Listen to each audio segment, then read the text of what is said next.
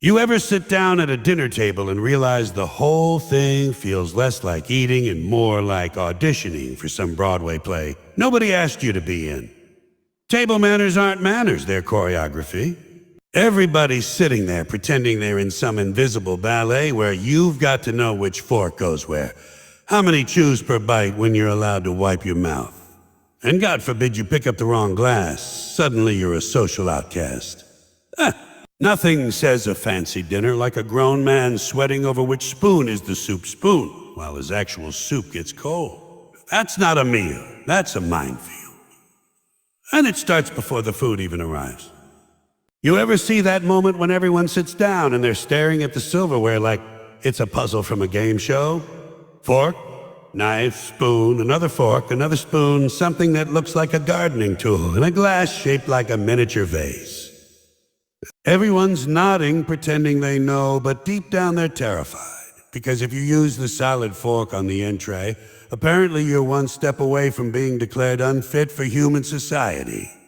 Imagine that all because you grabbed the wrong piece of shiny metal. I've seen people more relaxed diffusing bombs. And the napkin routine, my God, the napkin. People treat that little square of fabric like it's the holy shroud. You gotta wait until the right moment to unfold it, gently lay it on your lap like you're christening a newborn. Then every 5 seconds you're supposed to dab your lips like you're in a toothpaste commercial. Not wipe, dab. Don't you dare wipe. That's uncivilized. Dab like you're applying perfume to your mouth. And the second you stand up, fold it just so, and put it on the chair, not the table, because apparently the wrong napkin placement signals the downfall of Western civilization. Who invented these rules? Did someone really sit down one day and think, you know what's missing from dinner? 1,000 tiny rituals to make everyone anxious. Then the food shows up and suddenly eating, something we've all done since birth, turns into the hardest test you've ever taken. Don't slurp, don't chew too loud, don't talk with your mouth full, don't reach across the table. And whatever you do, don't cut more than one piece of meat at a time, because that's barbaric. Barbaric? We're slicing up dead animals with knives, and the barbaric part is efficiency, and cutting bread. Oh, that's a crime scene. You can't just grab a roll and bite into it. No, you gotta tear it piece by piece, like you're doing delicate surgery. Then spread the butter gently, never in a glob. Spread it evenly like you're painting the Sistine Chapel, not feeding yourself. And soup. Jesus, soup is a whole theater production by itself. Did you know you're supposed to spoon soup away from you, not toward you, like it's gonna attack if you get too close?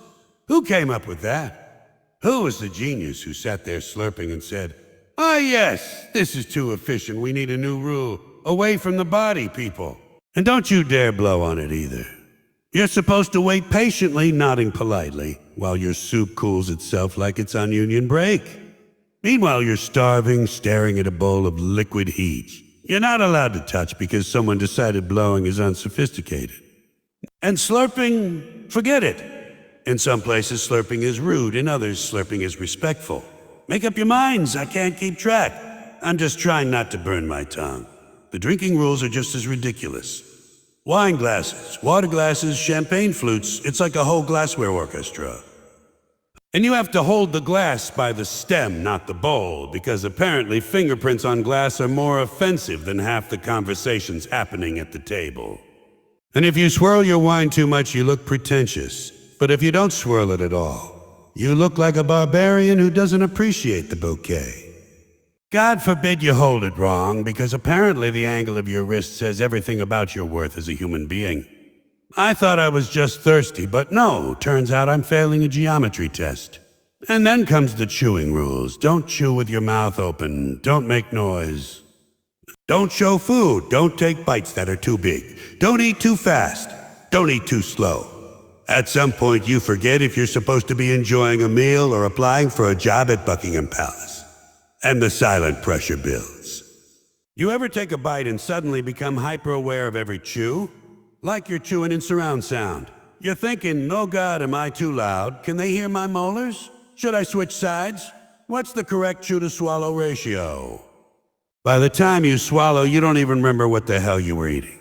Conversations at the table are just as scripted as the food. You can't just say what you think. You gotta keep it light. Keep it polite. Keep it polite. No politics, no religion, no real opinions. Just safe little chit-chat about the weather or how nice the salad dressing is. Because nothing keeps a meal moving like 12 minutes of everyone nodding about vinaigrette.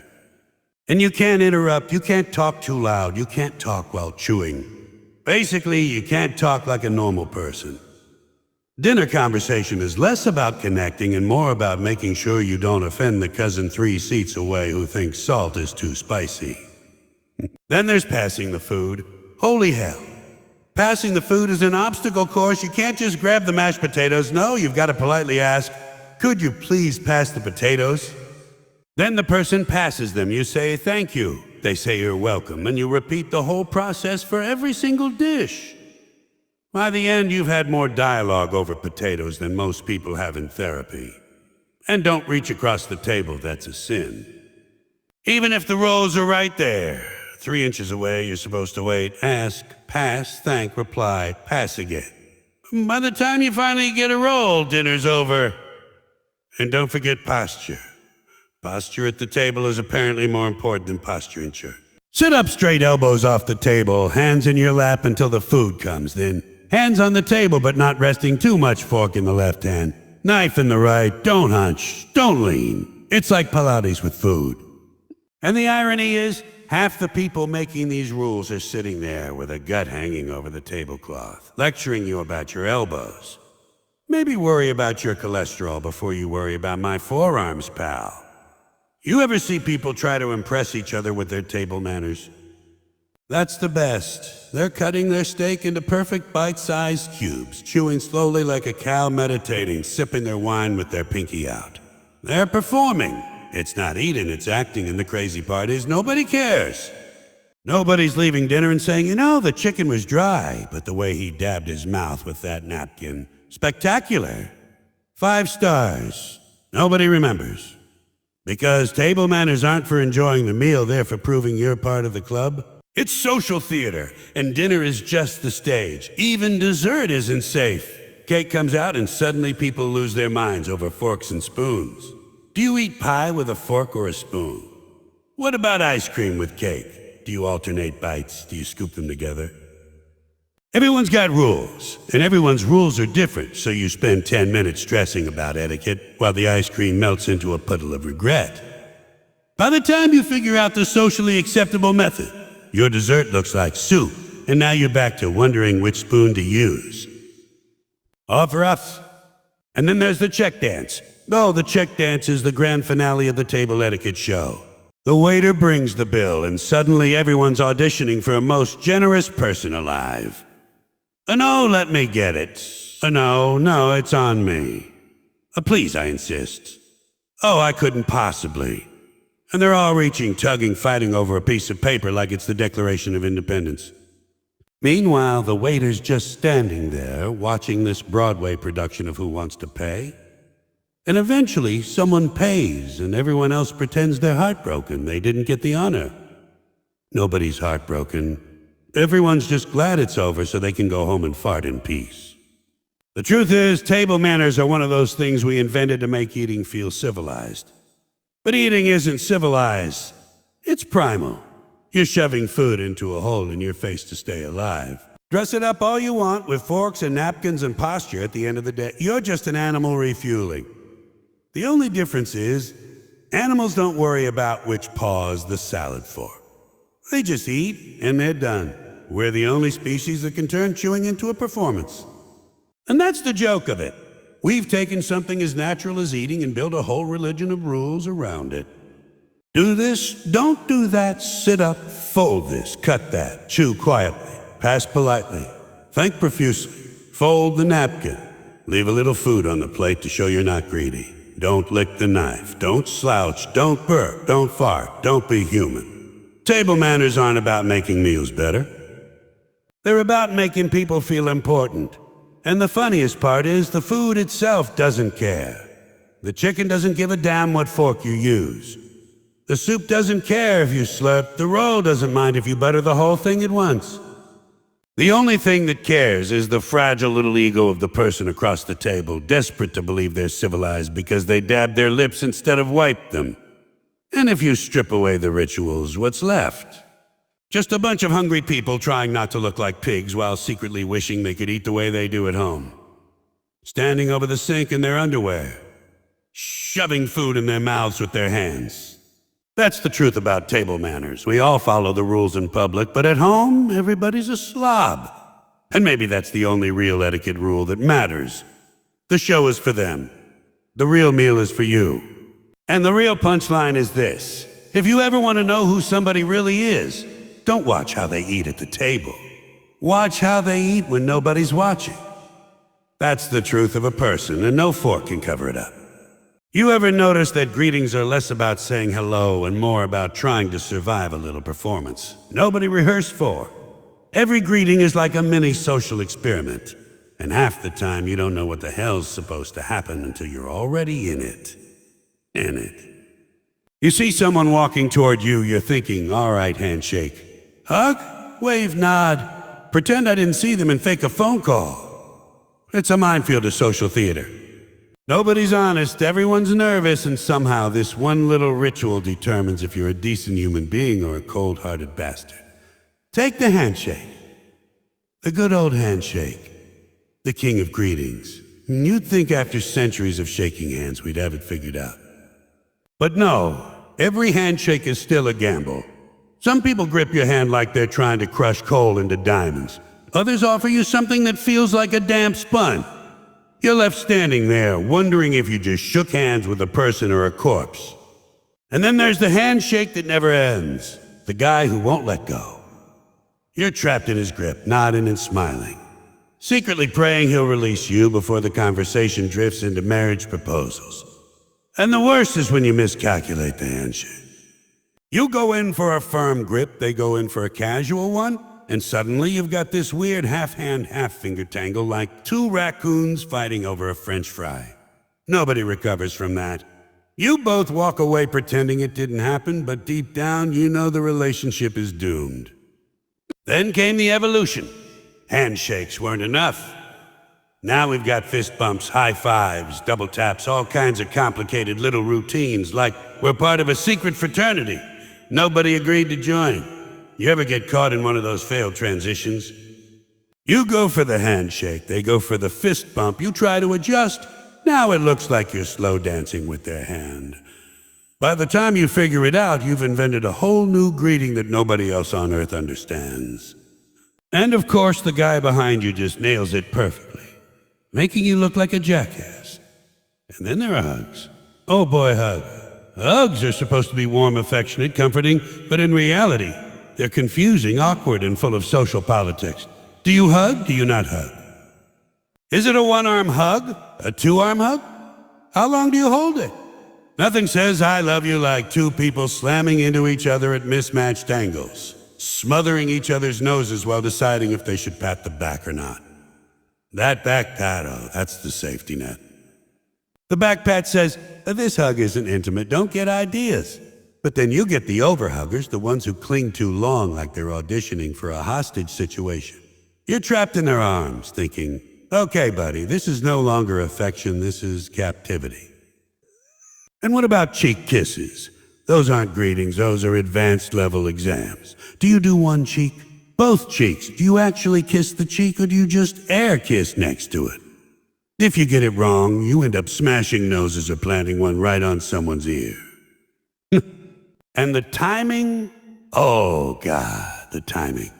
If you both move the same way at the same time, suddenly you're accidentally kissing a stranger on the lips, and you've got a whole new relationship status you didn't sign up for. Then there's the classic how I greeting. The fakest question in the world. Nobody actually wants an answer. How are you? It's just a password to enter the conversation. You're supposed to say a fine how are you and move on. But once in a while, some poor bastard actually answers it. Well, my back's been killing me. My boss is a jerk, my car broke down, and I think I'm dying inside. And you're standing there like a buddy, I was just being polite. I didn't ask for a goddamn documentary. But the worst part? We all know it's fake, but we still play the game. Because if you don't ask a how are you, people think you're rude, so we all lie. We're fine, we're always fine, everybody's fine. The whole planet is collapsing, but we're fine. And what about the half greetings, the ones where you don't actually want to talk to the person, but you also can't ignore them? That's where the head nod comes in. The head nod is the universal I see you. But let's not make this a thing. There are two versions, the upward nod, casual, friendly, like a what's up, and the downward nod, more formal, like yes, I acknowledge your existence. And God help you if you give the wrong nod to the wrong person. You give the upward nod to your boss, suddenly you're unemployed. You give the downward nod to your buddy, now you're the weirdly serious friend. And then there's waving. Waving seems simple, right? Wrong. Waving is a social nightmare. You wave, they don't see you. Now you're just standing there flapping your arm like an idiot. Or worse, you wave at someone who isn't waving at you. They're waving at the person behind you. Now you've got to pretend you were just stretching, scratching, fanning yourself, anything to cover up the fact that you just poured your soul into a wave nobody wanted. And if they do see you, now you've got the wave timing issue. How long do you wave? Too short, it looks dismissive. Too long, you look like you're stranded on a desert island. And let's not forget the people who mix greetings together. They come at you with a handshake that turns into a half hug, maybe a cheek kiss on top of that. And before you know it, you're tangled up in limbs and lips like a human pretzel. You didn't greet them, you wrestled them. And afterwards, you're both smiling like it was totally natural, when really you're both thinking, what the hell just happened? And have you noticed how greetings change depending on the setting? At work, it's all formal. Good morning, how are you? At the bar, it's high fives and shoulder slaps. At family reunions, it's hugs and kisses. And if you get them mixed up, you're screwed. Hugging your boss? Not a good idea. Shaking hands with your drunk uncle? Pointless. It's like every environment has its own unwritten greeting rules, and you're just supposed to magically know them. The funniest part is how much stress people put into goodbyes, too.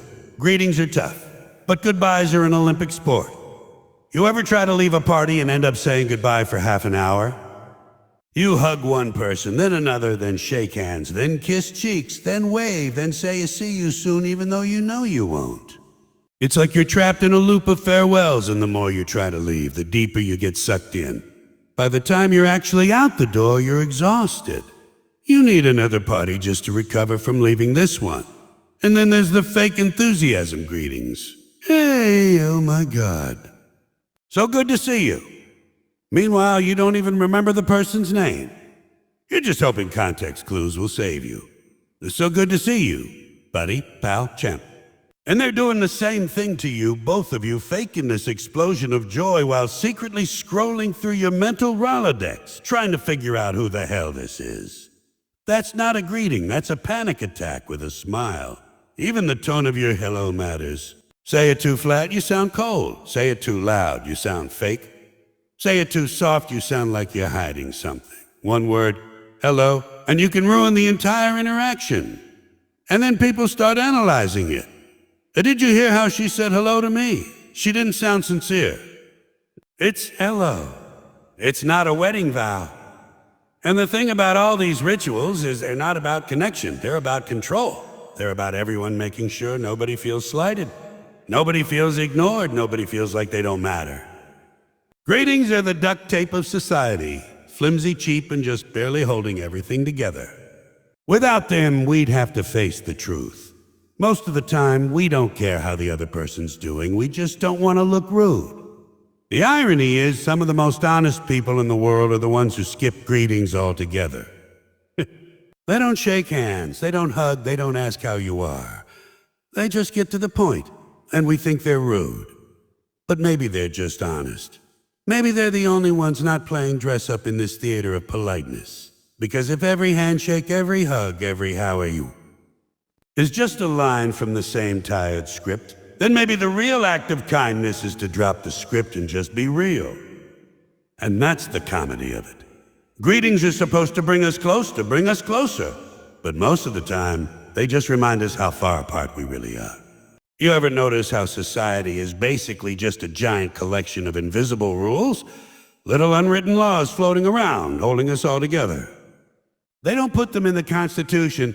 They don't teach them in school. Nobody signs a contract. Yet, somehow you're expected to know them, follow them, and get dirty looks if you break one. That's manners, that's behavior, that's the social glue. Not love, not compassion, not respect. Just a bunch of people nodding at each other while pretending they're not mad. And the whole thing is hilarious, because most of these hidden rules don't even make sense when you actually think about them. Take standing in line. The great ritual of human patience. Everybody's there, single file staring straight ahead, shuffling an inch every 5 minutes like cattle waiting to be branded. We don't even question it. We just accept it. This is order. This is fairness. But then one guy cuts in. Oh, that guy. Suddenly, everyone in line transforms into silent vigilantes. They won't say anything out loud, of course, because that would be rude. No, we can't disturb the holy order of the line. But inside, they're boiling. Their inner monologue is a violent opera. Oh, what the hell does he think he's doing? And we've been here 37 minutes, and this guy just floats in like he owns the place.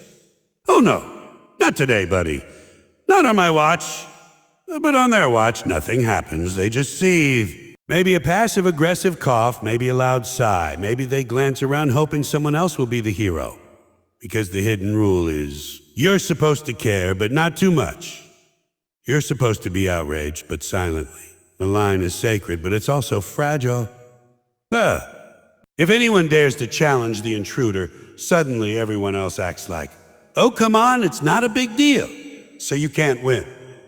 The system thrives on hypocrisy, and the comedy is that we all participate anyway. Then there's holding the door. That's a classic. You see somebody walking behind you, you hold the door open. Simple, right? Except the timing never works out. If they're too close, you're forced into this awkward hostage situation where you're standing there like an unpaid doorman. If they're too far, they have to do that half jog to close the gap, which nobody wants to do. They weren't planning to jog, they weren't dressed for it, but now they're stuck in this sweaty, undignified trot, just so they don't look ungrateful. And both of you are uncomfortable because you know the rule. You're not supposed to mention it. You're supposed to smile, nod, and pretend this exchange was totally natural. Meanwhile, both of you are thinking, God, I hope this is over soon. And don't even get me started on the double door situation. When you open one door for them and then they feel obligated to open the next one for you. Suddenly, we're trapped in a loop of fake generosity. A ping-pong match of politeness, just trying to get into a damn building. Elevators are another shrine of hidden rules. You step in, you face forward, you don't talk.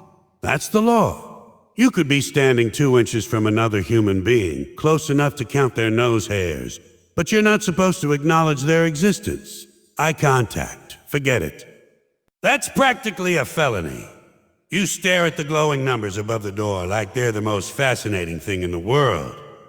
You pretend the whole ride is just a normal part of life, when really it's the most awkward forced intimacy you'll ever have with strangers. And if the elevator stops at multiple floors, you better have your poker face ready. Nobody wants to hear a groan or see you roll your eyes. That's against the rules. The hidden rule is suffer in silence, because everyone else is too. And how about sneezing in public? Now there's a weird ritual. You sneeze and suddenly strangers around you feel compelled to shout blessings at you. Bless you. God bless you. Even if they don't believe in God, they're still blessing you. Why? Because that's the rule. That's the expectation. No one knows why it started. Something about your soul trying to escape, but we still play along like sneezing is some kind of spiritual event. And if no one says a bless you, suddenly it's rude. Now you're offended. You're standing there like, wow, really? Nobody. I just expelled my innards at 90 miles an hour, and you've got nothing for me? What, am I invisible? The comedy is that your sneeze is your business, but society turned it into a group project. And then there's small talk. Oh boy, the grand performance of pretending to care. You see someone you barely know, and the script kicks in. How are you? A good, and you are good. Nobody's good. Nobody wants to know how you really are, and God forbid you actually tell them.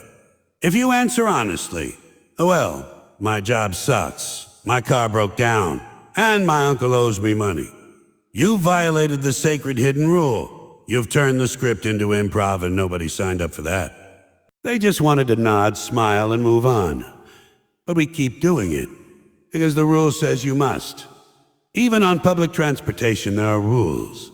Don't sit too close if the bus is empty. Don't talk too loud on the phone. Don't eat something that smells. These aren't written anywhere, but break one and suddenly you're the villain of the entire commute. People don't confront you, of course. They just glare, shift in their seats, maybe mutter under their breath. Everyone is miserable, but nobody wants to say anything. Because the real hidden rule is, you're allowed to be annoyed, but you're not allowed to fix it. And let's talk about the grocery store. That place is a cathedral of unspoken etiquette. Don't block the aisle with your cart. Don't hover too long in front of the milk. Don't take forever in the express lane. These rules are so ingrained that when someone breaks them, the whole store feels it. Suddenly you've got 3 carts backed up, people craning their necks to see what the holdup is, and one poor cashier stuck in the middle like a referee at a silent boxing match. But nobody says a word, nobody dares. Because the rule says, keep the peace even if you're quietly planning that guy's obituary. Then there's the rule of volume. Talking too loud in a quiet place, that's a cardinal sin. The library, the movie theater, the waiting room, you break that rule and suddenly you're public enemy number 1. People will shush you, glare at you, even huff dramatically to make sure you get the message. But the best part? The shushers always end up louder than the original offender. One guy's whispering to his girlfriend and suddenly some old lady in the back is screaming a shay. Loud enough to wake the dead. But that's okay because she's enforcing the rule. She's the sheriff of silence, and in this town, law and order must be upheld. All these little codes of conduct, these unwritten laws, they're not about kindness or respect. They're about appearances. They're about keeping the illusion that everything's running smoothly, even when it isn't. And the funniest part is how seriously we take them. We treat these invisible rules like they're sacred commandments carved into stone tablets. Break one, and people act like civilization itself is unraveling. But really, it's all just theater. Comedy of manners. And we're all the actors, stumbling through our lines, trying not to trip over the stage directions. That's the punchline of it all. Life isn't really governed by morality or justice. It's governed by door-holding, line-standing, and fake smiling. And the day you stop playing along, you find out the truth. The whole system only works if everyone agrees to the same nonsense. Because in the end, the real rule is this: don't mess with the routine. You ever notice how politeness has turned into its own little circuit? I mean, people don't just say sorry anymore. They act like they're auditioning for some big apology pageant. You bump into a guy, and suddenly he's apologizing like he just ran over your dog, burned your house down, and slept with your wife all in the same afternoon. Oh my God, I'm so sorry. I didn't see you, please forgive me. I don't know what came over me. Relax, buddy, you brush my sleeve, not my soul. People throw apologies around like confetti at a parade, and half the time they don't even know what the hell they're apologizing for. Somebody sneezes, and you hear 3 different sorries echoing across the room. What?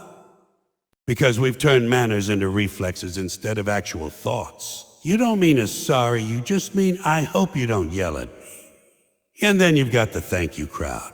Holy Christ, thank you, inflation is out of control. It's like every tiny act of decency has to be showered with gratitude like it's the second coming of Christ. You hold a door open for somebody and they look at you like you just donated a kidney. Oh, thank you. Thank you so much, you're a lifesaver. A lifesaver? I moved my arm. I made a rectangle wider. That's it. Nobody's life was saved. If this little act qualifies me for sainthood, then we're really lowering the bar. But they keep going, right? You say, oh, no problem, and then they hit you with another thanks again.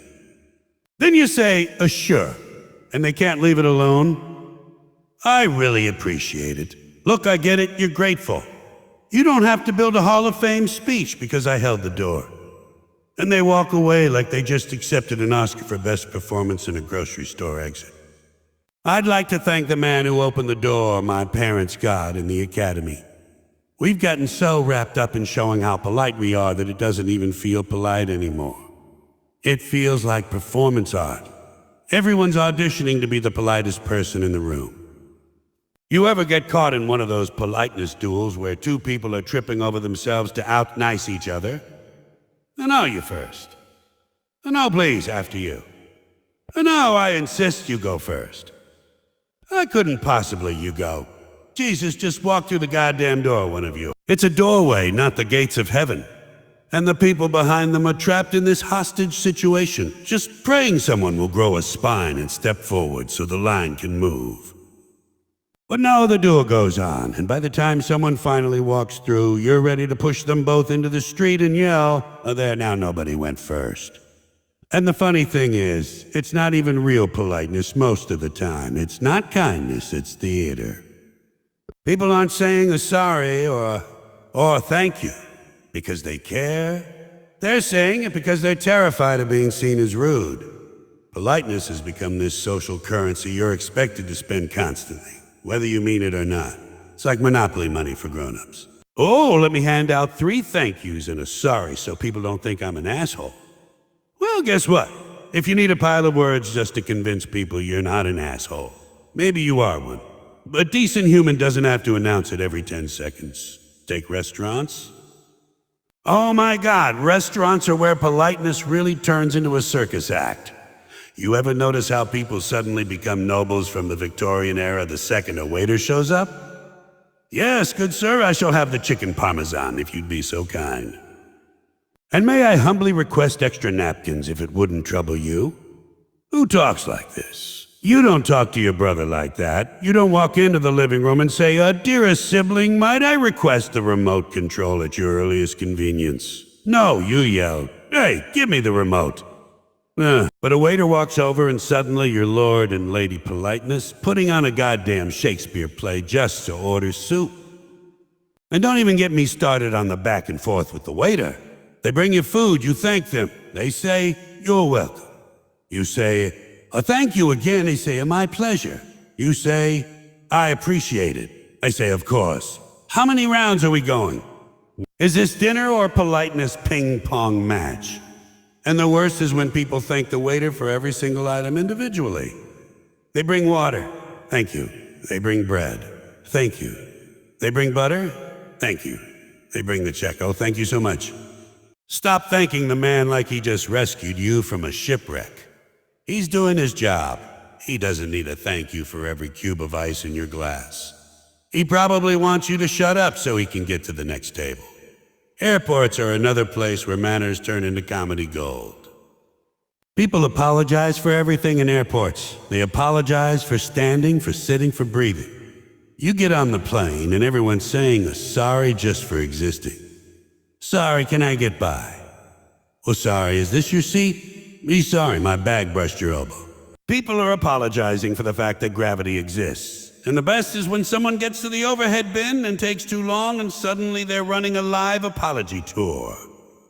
"Hey, sorry, I'll be quick. Sorry, it's just this bag. Sorry, it's heavier than I thought. Sorry, my jacket's in the way. Sorry, this zipper's stuck. Just put the goddamn bag up. Nobody cares. The plane's not leaving until you sit down." And then after all that apologizing, they slam the bin shut like they just sealed a tomb. And speaking of apologies, you ever notice how people will apologize for things they clearly did on purpose? Like you're walking, they cut right in front of you and then say, "Oh, sorry." No, you're not. If you were sorry, you wouldn't have done it. The word is sorry is just a magic eraser people use to wipe away their bullshit.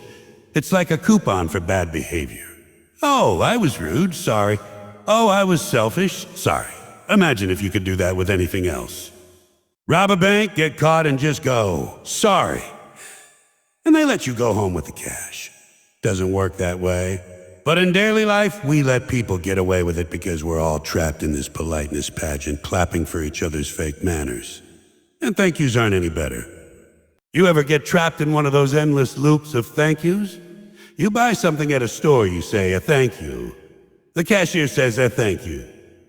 Then you say, "No, thank you." Then they say, "No, thank you." It's like a politeness tennis match that nobody knows how to handle. At some point, you're both bowing and scraping like two medieval peasants. "Thank you, kind sir." "No, thank you, gentle lord." Meanwhile, everyone else in line is wondering if they'll ever get to buy their loaf of bread before the store closes. Even greetings are infected with this politeness disease. You ever notice that a "how are you" doesn't mean a "how are you"? It's not a question, it's just a politeness placeholder. Nobody wants an answer. You say a "how are you?" and the other person is supposed to say a "fine, how are you?" That's it. That's the whole script. But once in a while, some poor bastard thinks it's a real question and actually answers it. "How are you?" "Oh, well, my back's been acting up, the dog's sick, and I think my wife's cheating on me." And you're standing there like a buddy. "I was just trying to buy gum. I didn't sign up for your autobiography." But they think they're being honest, when really they're just breaking the sacred ritual of fake politeness. And that's the thing. It's all ritual. It's all theater. Nobody means any of it. It's just the noise we make to keep the wheels turning without anyone realizing how little we actually give a damn about each other.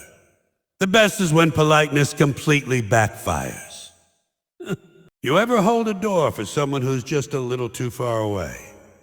And now they have to do that awkward half jog to get there. You thought you were being nice, but now you've turned this stranger into an Olympic sprinter against their will. They're huffing and puffing, trying to close the gap, just so you don't stand there holding the door like an idiot. And when they finally get there, sweating and out of breath, what do they say? Thanks, I just forced you into cardio." That's not politeness. That's cruelty disguised as courtesy. And sometimes people don't even want your politeness. You hold the door and they glare at you like you just insulted their mother. Because some people think if you hold the door, you're saying they can't handle it themselves. What? You think I can't open a door? You think I'm weak? No, I think you're walking toward a door and I have a hand. That's all. It's not a statement about your independence. But no, now it's an insult and suddenly you're the villain in some bizarre drama about doorways and dignity. That's the problem with fake manners. Nobody can agree what the rules mean, so everyone's just guessing and getting pissed off when the guesses don't line up. And then there's the ultimate politeness scam, the fake laugh. Oh, nothing says I'm polite, but I don't give a damn like the fake laugh. Somebody tells a terrible joke, and instead of saying, "Oh wow, that sucked," you chuckle like an idiot just to keep the peace. That's funny. No, it isn't. If it were funny, you wouldn't have to say it's funny. But no, we fake laugh our way through life because being honest would be rude. And the worst is when fake laughs start multiplying. One person fake laughs, then the next person joins in, and suddenly you've got a whole room cackling over something nobody actually enjoyed. It's like a politeness laugh track running in the background of real life. The truth is, most manners are just little lies we tell each other.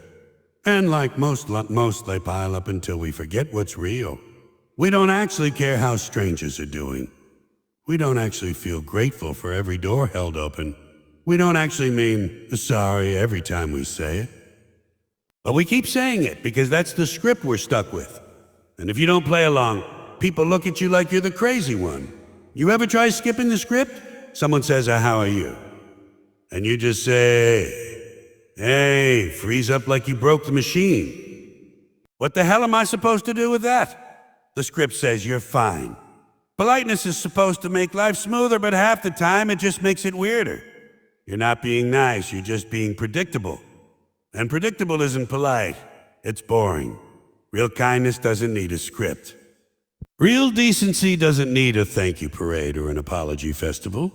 It's quiet, it's simple, and it doesn't draw attention to itself. But we don't like that, do we? We like the big show. We like the politeness parade, with everyone marching around, waving their thank yous, juggling their sorries, and pretending they give a damn. And you know what? If you look closely at that parade, it's not really about kindness. It's about keeping up appearances. It's about making sure nobody thinks you're the asshole. And here's the punchline. In a world where everybody's terrified of looking rude, the only honest people left are the ones who don't bother pretending. The real assholes might be the only ones telling the truth.